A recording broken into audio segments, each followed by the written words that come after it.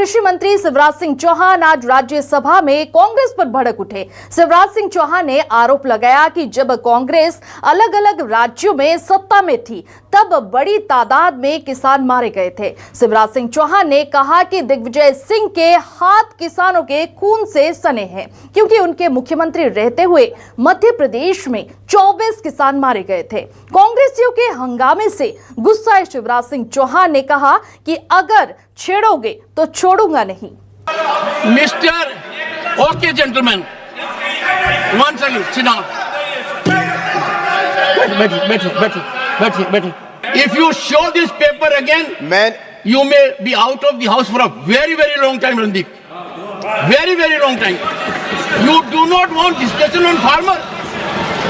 आप किसान की नहीं सुनना चाहते हैं, किसान के बारे में नहीं सुनना चाहते हैं, किसान के हित की बात नहीं सुनना चाहते हैं, किसान के विकास की नहीं सुनना चाहते हैं। ऐसा क्यों कर रहे हैं? Okay gentleman. रणदीप सुरजेवाला ने कागज दिखाया, सभापति को गुस्सा आया। जगदीप धनखड़ ने विपक्ष को आईना दिखाया, कांग्रेस को किसान विरोधी बता दिया। सभापति के हस्तक्षेप से शिवराज सिंह चौहान को हौसला मिला और विपक्ष पर आक्रमण शुरू हो गया। माननीय सभापति महोदय, मैंने कहा था मुझे छेड़ो मत, अगर छेड़ोगे तो छोड़ूंगा नहीं। ये किसान गोलियों की बात कर रही है। माननीय सभापति महोदय, इस कांग्रेस की सरकार में, इस कांग्रेस की सरकार जब इनकी थी, अलग अलग राज्यों में गोली चलने की बात करते हैं। इनके साथ ये दिग्विजय सिंह जी बैठे, खून से हाथ इनके सने 24 किसानों को मारा। माननीय सभापति महोदय, मैं केवल विषय को बोलना चाहता था। आप क्यों करे? अब इनने छेड़ा है, अब इनने छेड़ा, ये सुन ले मंत्री जी को। 1986 में कांग्रेस की सरकार बिहार में थी, 23 किसानों की मौत गोलीबारी से हुई थी इनके सरकार। दिग्विजय सिंह के शासनकाल के जिक्र के जरिए कांग्रेस सरकारों की कुंडली खोलने खड़े हुए केंद्रीय कृषि मंत्री शिवराज सिंह चौहान ने एक ही सांस में इतिहास के सारे पन्ने खोल दिए। बिहार से शुरू होते हुए पूरे देश की पूर्ववर्ती कांग्रेस सरकारों को किसान विरोधी बता बैठे।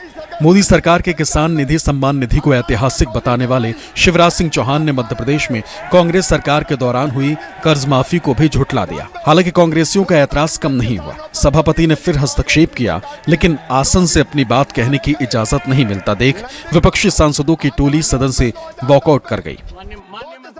1986 में जब कांग्रेस की सरकार बिहार में थी, 23 किसानों की मौत गोलीबारी से हुई थी इनके सरकार। 1988 में दिल्ली में श्रीमती इंदिरा गांधी जी के पुण्यतिथि पर किसानों पर गोली चलाई गई। माननीय सभापति महोदय, उसमें 2 किसान मारे गए।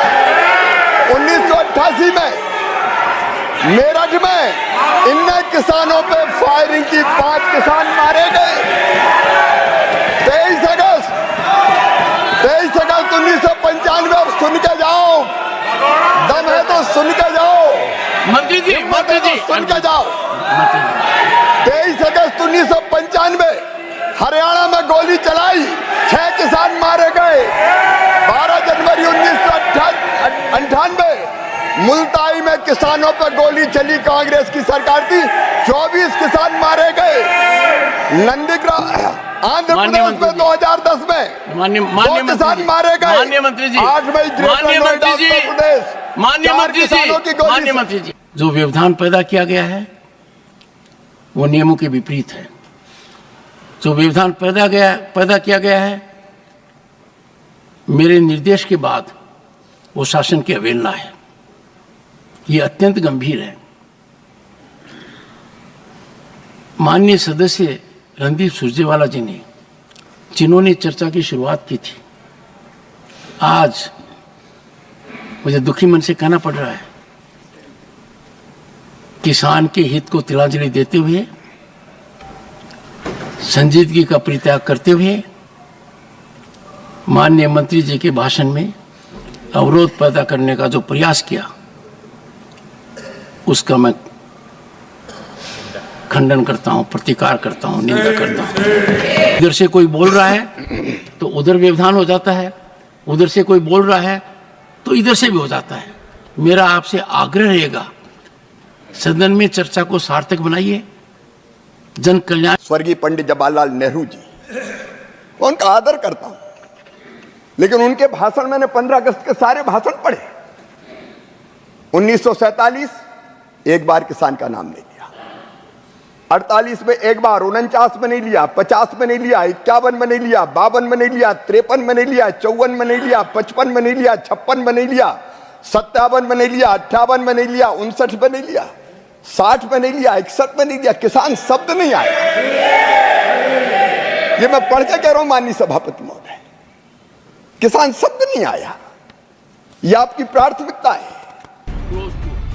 सभापति की इजाजत नहीं मिलने से सदन में कांग्रेसियों की जो बात अनकही रह गई, वो संसद के बाहर आते ही जबान पर आ गई। मध्य प्रदेश के मुख्यमंत्री रह चुके कांग्रेस सांसद दिग्विजय सिंह ने केंद्रीय कृषि मंत्री शिवराज सिंह चौहान पर सदन में झूठ बोलने का इल्जाम लगाया। तो रणदीप सुरजेवाला ने शिवराज सिंह चौहान के साथ ही पूरी मोदी सरकार को किसानों का दुश्मन बता दिया। कृषि मंत्री जी को मैं वर्षों से जानता हूं, वो एक आदत से लाचार है, झूठ बोलने के आदी है। मध्य प्रदेश में धक गया, लेकिन अब वो केंद्र के कृषि मंत्री हैं। कमलनाथ जी के नेतृत्व में कांग्रेस पार्टी की सरकार ने किसानों का लगभग 37 लाख किसानों का कर्जा माफ किया। तत्कालीन मुख्यमंत्री शिवराज सिंह चौहान जी के कृषि मंत्री का यह बयान आया कि हाँ, कांग्रेस के राज्य में कर्जा माफ हुआ। मोदी सरकार का चाल चेहरा और चरित्र किसान और खेत विरोधी है। ये बात किसान और किसान कल्याण विभाग पर चर्चा में साबित हुई और आज उसकी ढोल की पोल पूरी तरह से खुल गई। देश के कृषि मंत्री शिवराज सिंह चौहान ने, जिनका ट्रैक रिकॉर्ड कभी रायसेन में किसान के खून से होली खेलने का है, तो कभी मंदसौर में किसान के खून से होली खेलने का है। दुर्भाग्य यह है कि अब वो देश के कृषि मंत्री बन गए हैं।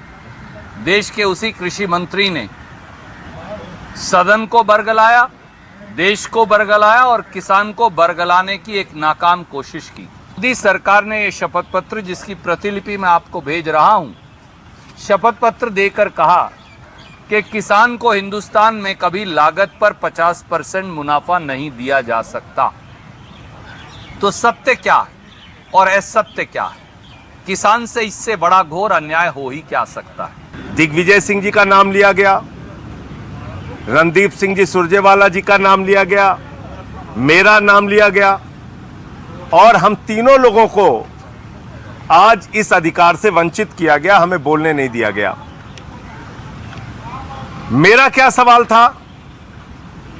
मैंने मंत्री जी से कहा कि खाद की बोरी में आपने 5 किलो खाद कम कर दी, तो क्या दाम भी आपने कम किया? तो मंत्री जी ने कहा नहीं 5 किलो नहीं 10 किलो कम की। किसानों के बहुत बड़े हितैषी बन रहे हैं कृषि मंत्री जी और मोदी जी की सरकार।